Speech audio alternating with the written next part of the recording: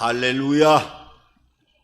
저는 오늘 우리가 함께 합독한 이 요한복음 15장 4절에서 7절까지의 말씀을 근거로 해서 믿음이 주는 4가지 축복이라고 하는 제목을 가지고 잠시 한번 은혜의 말씀을 나누도록 하겠습니다.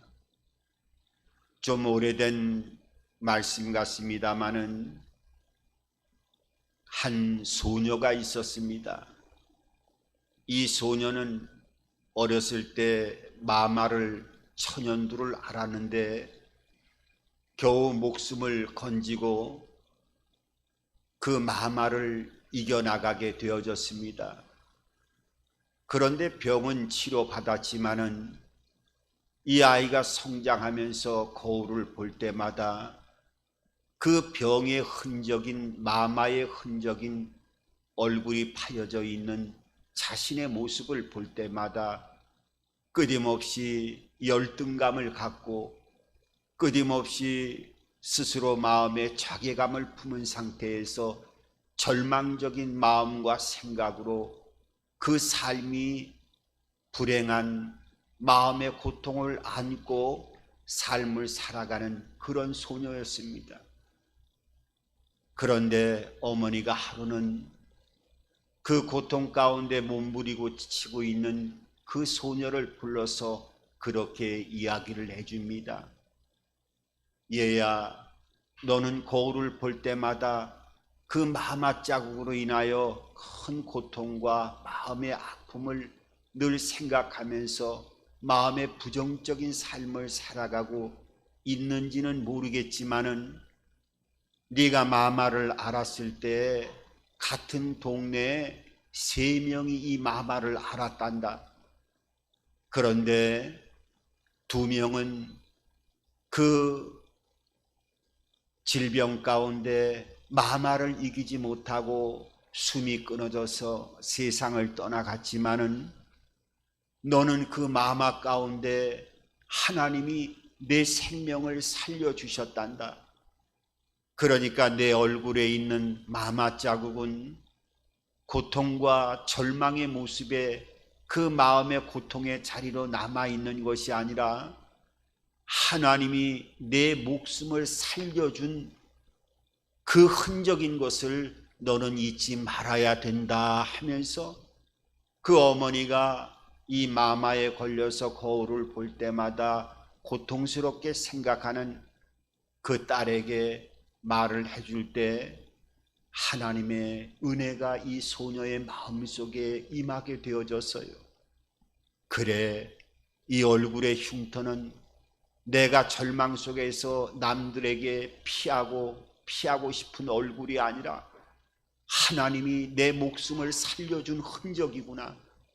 하나님이 나를 붙들어 주시고 내 생명을 붙들어 주신 하나님의 흔적이기 때문에 이제는 이 마마 자국으로 인하여 얼굴에 파인 흉터가 더 이상 마음의 고통의 자리로 자리 잡은 것이 아니라 이것은 하나님께 영광을 돌리는 하나님의 살아계신 흔적인 것을 내 마음속에 기억하면서 하나님을 증거하는 삶을 살아가야 되겠다 하는 그러한 마음의 결단을 하게 되어집니다. 그 이후부터는 그 마마 자국이 이 소녀의 마음을 더 이상 괴롭히지 아니하고 이 마마 자국이 오히려 많은 사람들에게 하나님의 살아계심과 역사하심을 증거하는 흔적이 되어서 이 소녀는 움직이는 곳곳마다 사람 앞에서 그 하나님의 살아계심을 자기의 얼굴을 통해서 증거하는 삶을 살아가기 시작했습니다. 그리고 그 은혜 안에서 하나님이 대학을 가게 만들고 또 대학을 졸업하고 나서는 미국에 유학할 수 있는 길을 하나님이 허락하셨어요. 그리고 그 미국 유학길에서 공부하면서 또 한 남자를 만나서 연애를 하게 되어졌는데 그 남자하고도 또 교제하다가 이 소녀는 성장하면서 이제 그 연애하면서도 당당하게 그 전도사의 사역을 감당하고 있는 한 남자에게 이 여자가 프로포즈를 하게 됩니다. 그리고 결혼에 골인하게 되어져요. 이 남자가 어떤 분이냐 하면 그 미국의 뉴욕에서 가장 큰 한인 교회를 세웠던 한진환 목사님입니다. 그리고 그의 아내가 되어지는 김태열 사모의 이야기를 제가 오늘 이 말씀의 서두에 말씀을 드리는 것입니다. 여러분, 하나님의 은혜를 경험하고 하나님이 생명에 접하는 삶을 살아가게 되어지면 우리의 부정적인 자아상이 바뀌게 되어지고 하나님의 축복과 은혜와 생명의 길로 나아가는 하나님의 은총의 삶을 살아갈 수 있도록 하나님의 손길로 붙잡아 주시고 인도하신다고 하는 것을 우리는 믿어야 됩니다. 하나님의 손길에 사로잡혀 나가는 삶, 오늘도 이 본문의 말씀을 통해서 포도나무의 비유를 통하여 예수 그리스도의 은혜와 생명 안에 접붙임을 받는 삶을 살아가는 자에게는 네 가지의 축복이 임하게 되어진다고 하는 것을 오늘 예수님께서 십자가에 달리시기 전에 제자들에게 유언과 같은 말씀을 하신 말씀이 오늘 이 요한복음 15장의 포도나무의 비유를 통해서 예수님께서 말씀하고 계십니다.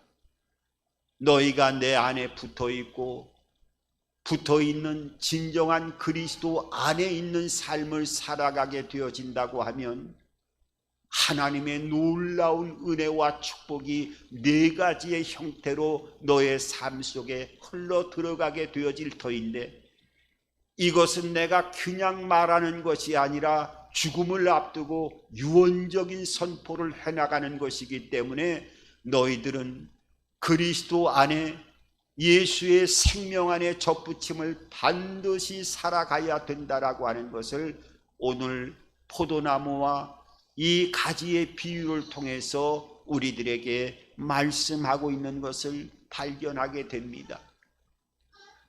오늘 예수님은 뭐라고 말씀하시느냐? 나는 포도나무요 너희는 가지가 되어지는데, 이 포도나무에 붙어있는 가지는 나무에 완전히 붙어 있어야 열매를 맺을 것이라고 하는 것을 말씀하고 있어요.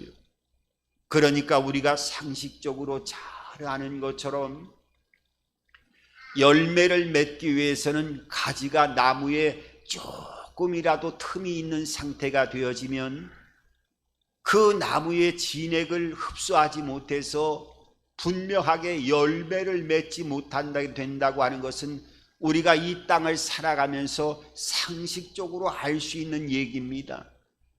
그러니까 나무가 열매를 맺기 위해서는 그 가지가 나무에 조금이라도 틈이 있으면 안 되고 완전히 붙어 있어야 된다라고 하는 것을 예수님이 이 포도나무의 비유를 통해서 말씀하고 계셔요.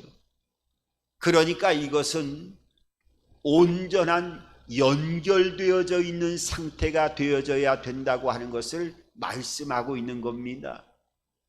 우리가 주사를 맞을 때에도 몸이 피곤해서 포도당 주사나 또 알부민 주사를 맞을 때 주사를 아무 데다가 꽂고서는 우리가 포도당 그 액을 공급받습니까? 아니죠. 왜 주사를 맞을 때 간호사를 통해서 고무줄을 그 팔에다가 묶고 혈관을 그 출혈 이렇게 크게 나타나게 함으로 그 혈관 속에다가 잘 바늘을 넣어서 주사를 넣지요. 만약에 그 혈관을 찾아내지 못하고 그냥 일반 근육에다가 주사를 놓게 된다고 하면 그 팔은 퉁퉁 붓게 되어지고 그 포도당 수액은 제대로 몸 안으로 흘러 들어가지 못할 거예요. 그러니까 어떻게 보면 이 주사가 제대로 혈관 속에 놓아져야 포도당액이 몸속으로 들어가 온몸에 퍼지는 것처럼 이 포도나무의 가지가 나무에 붙어 있으려면 정확하게 연결되어져 있어야 된다고 하는 것을 말씀하고 있어요. 그런 얘기가 있지 않습니까? 남녀가 사랑해서 편지를 주고받았는데 무려 700여 통의 편지를, 그 사랑의 편지를 주고받았다는 거예요. 그러니까 사랑의 편지를 700여 통이나 주고받았다고 하면 그 사랑이 얼마나 무르익었겠습니까? 그런데 이 결혼한 여인이 700여 통의 편지를 주고받은 남자와 결혼한 것이 아니라 그 편지를 배달한 청년 우편 배달부와 결혼을 했다는 얘기예요. 그러니까 아무리 사랑의 꽃을 피우고 편지를 썼어도 그 사랑하는 남녀끼리 결혼한 것이 아니라 그 편지를 매일 전달해 주면서 그 관계를 이루어 나가는 우편 배달부와 결혼한 것처럼 이 연결이라고 하는 것이 얼마나 중요한 것인가. 내가 예수 그리스도와 날마다 연합되어 연결되어져 있는 삶을 살아가고 있는 것인가? 아니면 내가 예수 믿고 하나님의 자녀가 되어졌다 할지라도 세상과의 관계를 계속 맺고 있느냐에 따라 가지고 그 열매는 전혀 다른 형태로 나타날 수밖에 없지요. 오늘 연합되어지고 가지가 포도나무에 제대로 잘 붙어 있는 삶을 살아간다고 하면 오늘 예수님께서 이 유언적인 말씀을 통해서 제일 먼저 하나님의 자녀들에게 주시는 축복이 어떤 축복인지 아십니까? 오늘 4절에 분명하게 말씀하고 있어요. 내 안에 거하라, 나도 너희 안에 거하리라. 오늘 이 말씀은 너희가 내 안에 거하면 나도 너희 안에 거하겠다고 오늘 예수님께서 이 유언적인 말씀을 선포하시는 것을 보게 됩니다. 이것은 내 안에 진실로 너희들이 거하게 되어진다고 하면 내가 십자가에서 죽음을 맞이하고 부활 승천하게 되지만은 내가 또 다른 보혜사를 아버지께 말씀해서 지금 너희들과 함께 있는 것과 똑같이 다른 보혜사 성령을 너희들 안에 들어갈 수 있도록 너희들과 함께 영원토록 함께 거하게 해주겠다 하는 것을 말씀하고 있는 거예요. 그러니까 우리가 예수님 안에 진정으로 접붙이는 삶을 살아간다고 하면 하나님의 영, 그리스도의 영 성령께서 우리 안에 내주하는 놀라운 축복을 제일 먼저 허락하신다고 하는 것을 말씀하고 있어요. 그래서 우리가 예수 그리스도를 구주로 영접하게 되어지면 성령의 인치심이 이루어진다고 에베소서 성경은 말씀하고 있어요. 그런데 많은 사람들이 신앙생활을 하면서 그런 질문을 할 때가 있습니다.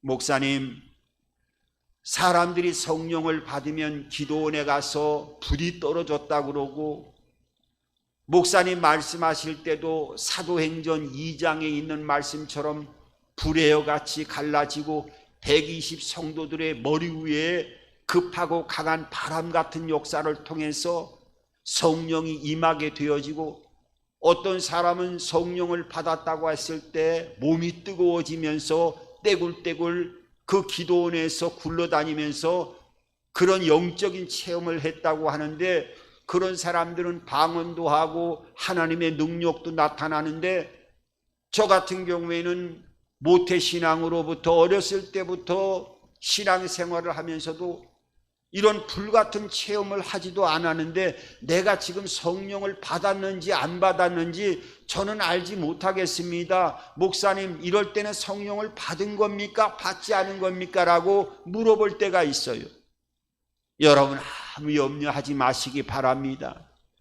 이 성령이 임재할 때는 여러 형태로 들어오게 되어지는데 이것이 이제 신학적으로나 교단에 따라 가지고 어떤 한 부분을 강조해서 성령이 안에 들어왔다 하는 것을 드러낼 때 때로는 약간씩 틀리는 경우도 있는데, 이 성령이 임할 때 보면 이 요한복음 3장에 보면 니고데모라고 하는 사람이 있습니다. 이 율법 학자가 되어지고 바리새인 중에 바리새인이었던 이 율법 학자가 예수님에게 나와서 어떻게 하면 2번 태어날 수 있겠습니까? 천국을 볼 수 있습니까? 라고 물어봤을 때 예수님이 그렇게 말씀합니다.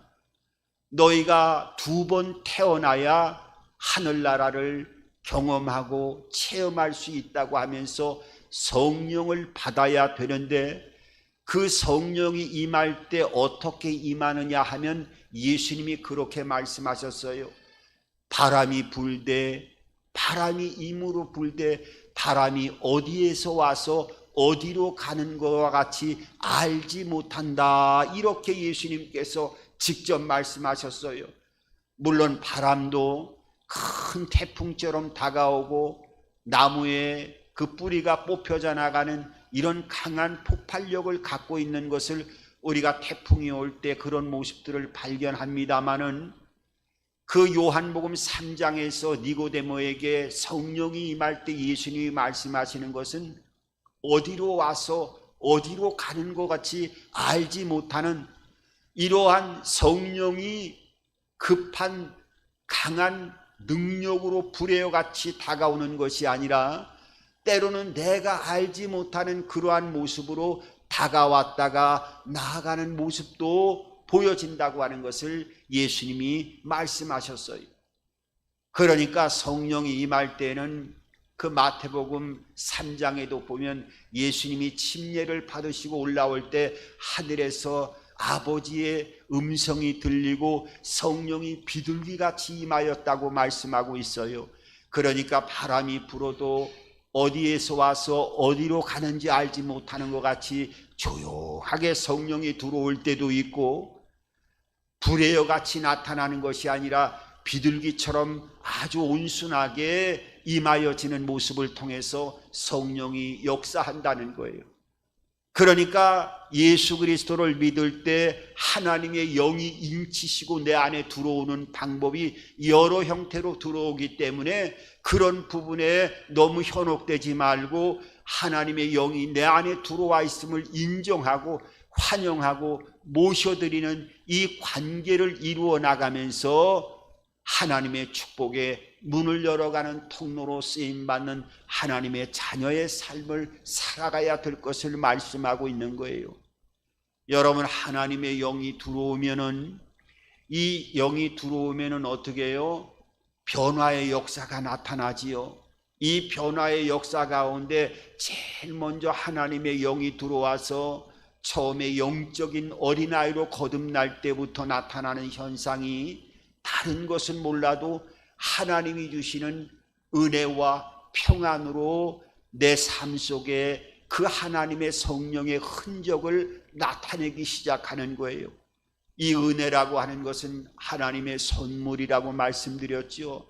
선물로 성령이 내 안에 들어오게 되어지면 다른 것은 몰라도 성령이 표현하는 언어가 있는데 그 언어가 말할 수 없는, 우리가 육체를 가지고 느낄 수 있는 그 한계를 뛰어넘는 평안이, 어떻게 말로 형용할 수 없는 은혜를 통해 주시는 평안이 우리의 마음을 지배하게 되어지고 우리의 마음속에 그 천국을 소유할 수 있는 평안을 더하여 주시는 거예요. 그래서 마음의 천국이 이루어지면 먼저 내가 바꿀 수 없는 것들은 그대로 받아들일 수 있는 평안을 하나님께서 허락하시고, 또 기도하면서 이것은 바꾸어질 수 있는 거다 생각되어지는 것은 마음에 하나님이 주시는 용기와 열정을 통해서 바꿀 수 있는 능력을 갖게 해주실 뿐만 아니라 내가 지금까지 육체의 목적을 가지고 삶을 살아왔다고 하면 영의 사람으로 그 육체의 사람이 영의 사람으로 변하게 되어지는 은혜를 입게 되어지는 겁니다. 그래서 그리스도 안에 거하게 되어지고 포도나무의 가지가 나무에 꽉 붙어 있는 것처럼 예수의 생명 안에 꽉 붙어 있는 삶을 살아가면 제일 먼저 이 하나님의 영 성령이 내 안에 내주하는 하나님의 놀라운 축복을 먼저 주시는 거예요. 그리고 두 번째로 어떤 축복을 주시느냐? 오늘 이 유언장에서 분명하게 예수님이 말씀하고 있어요. 5절에 뭐라고 말씀하고 있느냐 하면 나는 포도나무요 너희는 가지라. 그가 내 안에 내가 그 안에 거하면 사람이 열매를 많이 맺나니 나를 떠나서는 너희가 아무것도 할 수 없느니라. 오늘 뭐라고요? 사람이 열매를 많이 맺는다고 말씀하고 있어요. 그러니까 이 포도나무의 비유를 통해서 예수님과 꽉 붙어 있는 삶을 살아가면 두 번째로 어떤 축복을 주신다고요? 열매를 많이 맺는 축복을 주신다는 거예요. 그러니까 이 땅에서도 우리의 삶 속에 하나님을 믿고 예수님을 믿게 되어지면 그냥 윤리적으로 도덕적으로 믿고 내 생각을 지배하는 정도가 아니라 이 땅에서 필요한 모든 것들을 얻을 수 있고 실체적인 만질 수 있는 축복도 많은 결실을 통해서 허락하신다고 하는 것을 말씀하고 있어요. 여러분, 믿음의 조상이라고 하는 아브라함도 그의 행적들을 보십시오. 하나님이 처음에 그 약속의 땅으로 부를 때 물론 내게 복을 주어 내 이름을 창대케 하고 너를 복의 근원이라 하나님이 선포하시고 선택했잖아요. 그런데 그 축복의 통로로 사용하는 선포가 이루어졌음에도 불구하고 현실적으로는 많은 어려움이 있었고 하나님을 아는 영적인 그런 믿음이 자라지 못한 상태였기 때문에 아브라함도 때로는 넘어지기도 하고 하나님 앞에 불순종하면서 하나님 앞에 나아가지 못하는 여러 모습들을 보여줍니다. 넘어지고 쓰러지고 하나님과의 불신의 관계를 이루어 나가는 많은 모습들을 바라보게 되어져요. 하지만은 하나님께서 어떻게 했나요? 이 아브라함에게 약속하신 것처럼 내게 복을 주어 너의 복의 근원이 되게 해주겠다고 하는 약속을 주었지만은 아브라함은 그것이 문제가 아니라 하나님이 주신 약속의 복이 문제가 아니라 내 눈에 보여지고 손으로 잡혀지는 현실적인 축복에 그것이 이루어지는 것이 아브라함의 첫 번째 목표였던 것을 그의 생애를 통해서 보면 알 수가 있지요. 하지만 하나님께서 그 모든 것들을 하나하나 바꿔주시고 은혜를 주시는 것을 보게 됩니다. 결국은 이 기독교인 한 15억 명 이상 되는 믿음의 조상으로서 하나님이 아브라함을 세워주시고 그 약속했던 복의 근원이 열매를 통해서 수많은 인생의 어려운 문제가 있지만은 결과적으로는 하나님의 약속되어지는 이 축복의 열매가 주렁주렁 결실했다라고 하는 하나님의 언약이 그대로 성취되어지는 하나님의 역사를 보여주고 있어요. 우리가 예수 그리스도의 생명 안에 접붙여 있는 삶을 살아가게 되어진다고 하면 하나님은 반드시 역사하시고 은혜를 주신다고 하는 열매 맺는 복을 더하여 주심을 보여주고 있습니다. 그것뿐만 아니라 오늘 6절을 보면은 하나님이 세 번째 축복을 말씀하고 있는데 이 7절에 6절에 어떤 말씀을 하느냐 하면 사람이 내 안에 거하지 아니하면 가지처럼 밖에 버려져 마르나니 사람들이 그것을 모아다가 불에 던져 사르느니라. 다시 말하면 쓸모없는 사람들은 가지처럼 불에 다 태워져 사람에 밟혀져 불에 다 태워질 것을 말씀하고 있어요. 이걸 바꾸어 말한다고 하면 예수 그리스도의 생명 안에 꽉 접붙임을 받는 자들에게는 이 땅을 살아가면서 하나님의 성령이 내 안에 내주하고 열매 맺는 축복을 부어줄 뿐만 아니라 사람들과의 관계에서 가지처럼 밟혀지고 불에 태워지는 것이 아니라 진짜 인생에 있어서 쓸모있는 자의 축복으로 하나님이 그 삶을 붙잡아 주시고 은혜를 주신다고 하는 것을 약속하고 있습니다. 여러분, 오늘 이 요한복음의 성경을 보세요. 요한복음의 4장에 보면은 그 결혼을 6번째 하는 막장 인생을 살았던 여인을 예수님이 만나서 그의 삶 자체를 바꿔주셔요. 그것뿐만 아니라 5장에 보면은 베드스다 연못가에서 38년 된 죽어가는 사람을 치료하시고 사람다운 사람으로 예수님께서 회복시켜주는 것을 보게 됩니다. 그것뿐만인가요? 요한복음 9장에는 그 날 때부터 소경인 자를 예수님께서 눈을 뜨게 하셔서 그야말로 인생의 사람다운 인생의 길을 걸어가게 만들어주시는 것을 보게 되어지고 11장에 보면 죽은 나사로가 썩은 냄새가 나는 그 썩어가는 나사로를 생명을 집어넣어서 다시의 부활의 생명으로 예수님께서는 그 인생을 다시 한번 회복시키는 것을 사망에서 생명으로 옮기게 하시는 모습을 보게 됩니다. 여러분, 이 요한복음에 나와 있는 이 모든 사람들이 어떻게 보면은 우리의 실존의 인생이요 실체임을 예수님께서 그 사건들을 통해서 보여주셨어요.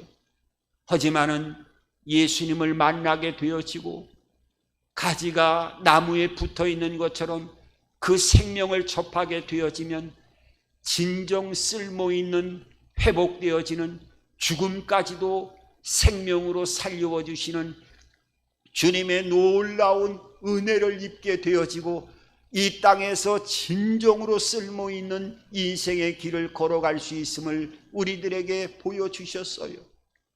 그것뿐만 아니라 오늘 이 4번째 축복은 오늘 마지막 7절을 통해서 이렇게 말씀하고 있습니다.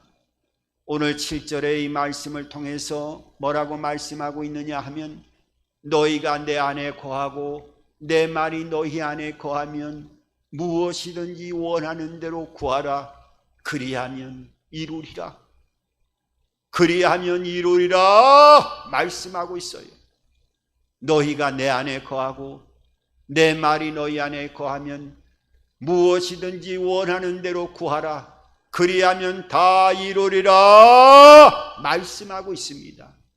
이것은 예수님의 생명 안에 꽉 붙어있는 삶을 살아가게 되어지면 기도라고 하는 놀라운 능력을 입는 축복을 허락하신다고 하는 것을 오늘 이 유언장과 같은 요한복음 15장 포도나무의 비유를 통해서 말씀하고 있어요. 여러분, 기도는 우리 믿는 자들에게 주시는 최고의 축복에 숨겨진 비밀 무기임을 알으셔야 돼요. 저번에 그 맛집 가운데 그 일본의 우동 하나를 만드는데 3대 4대까지 이어져 오면서 100년이 넘는 시간을 그 우동 하나 맛을 내는데 자녀들에게 그 맛을 전수하는데 그 집도 보니까 사람이 5명, 6명 앉을 수밖에 없는 조그만 그런 구멍가게 같은 그런 우동집이었는데 3대 4대를 100년을 넘게 맛을 전수하는데 얼마나 그 비밀스러운 맛깔스러운 그 육수의 비밀이 있었든지 몇백 킬로에서 그 우동 한 그릇을 먹기 위해서 몇백 킬로에서 자동차를 타고 그 맛집으로 달려와서 줄을 서 있는 모습들을 바라보면서 참 여러 가지를 생각해 본 적이 있습니다. 여러분, 이 기도라고 하는 것은 하나님 자녀들에게 숨겨놓으신 놀라운, 남이 빼앗아갈 수 없는 기적의 문을 열어가는 비밀 병기를 우리들에게 주시고, 주님과 꽉 붙어있는 삶을 살아간다고 하면 이 놀라운 기도를 통한 하나님의 영광이 우리의 삶 가운데 응답을 통하여 무엇이든지 다 응답받는 역사로 주님께서 그것을 이루게 해주시겠다고 말씀하고 있어요. 그러니까 마치 야베스의 기도 제목처럼, 이 야베스는 슬픔과 고통에 그야말로 태어나지 말아야 될 저주스러운 이름을 갖고 있었잖아요. 슬픔과 저주라고 하는, 고통이라고 하는 그런 뜻이었지만은, 그 야베스가 하나님을 만나고 나서는 평생에 두 가지 기도 제목을 갖고 있었지요. 하나는 내 평생의 지경을 넓게 해달라고 하는, 하나님을 알게 해달라고 하는 기도 제목이었고, 그 하나님을 알아가는 기도 제목 안에서 나의 삶 가운데 어려운 문제가 다가오면 환난과 근심이 떠나가게 해달라고 했을 때 야베스의 기도 제목이 어떻게 됐나요? 그 구하는 모든 것들을 허락받았고 결국은 모든 형제보다 존귀한 자라 하는 하나님의 은총을 입는 축복의 삶을 살아간 것을 보게 됩니다. 여러분, 기도는 구원받은 하나님에게, 자녀들에게 주신 놀라운 은총 중의 은총임을 우리가 이것을 알아가고, 기도의 응답도 중요하지만 그 응답을 통해서 주시는 과정을 하나하나 체험해 나가는 그 은총을 경험하는 자야말로 이 기도의 비밀을 알아가는 복 있는 자임을 여러분들이 하나하나 삶의 현장에서 경험해 나가시기를 바랍니다.